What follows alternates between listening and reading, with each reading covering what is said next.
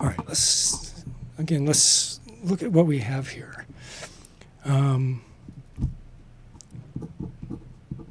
So we have x equals c1 e to the lambda 1t v1 plus c2 e to the lambda 2t v2 on out to cn e to the lambda nt vn.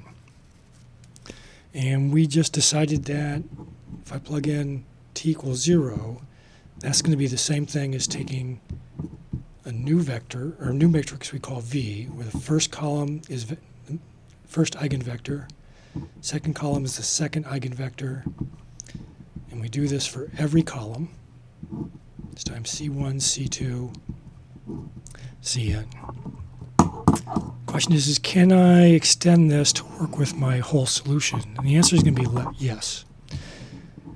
Let's define a new matrix, and we're going to define the entries on the diagonals to be these exponential terms.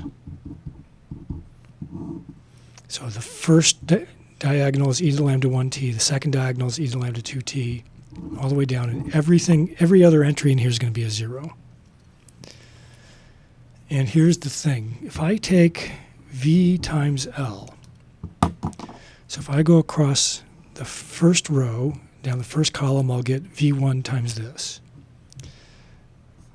Okay? And then if I take the first row down the second column, I'll get v2 times this. The first entry in v2 times this. And if I go across here and down the third column, I'll get the first entry in v3 times this exponential.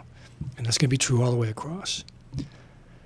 If I now go this second row, go across the second row and down the first column, I'll get the second entry in v1 times e to the lambda 1t, and that's it. And if I take the second row down the second column, I'll get the second entry in v2 times e to the lambda 2t on down. And what I'll end up with is a matrix where this first column will be e to the lambda 1t v1. The second column will be e to the lambda 2t v2. The third column will be e to the lambda 3t v3. And that's going to hold true all the way down to the last column, and that's going to be e to the lambda nt vn.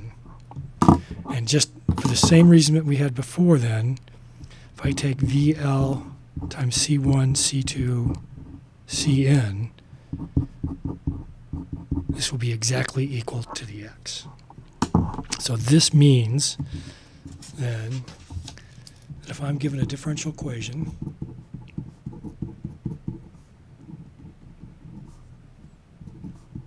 I can find n eigenvectors that do not depend on one another. They're independent of one another. My x of t, I know is c1 e to the lambda 1t v1 plus c2 e to the lambda 2t v2 on out plus cn e to the lambda nt vn. If I form a matrix V, first column is vector v1, second column is v2 on out. And I create another thing called L.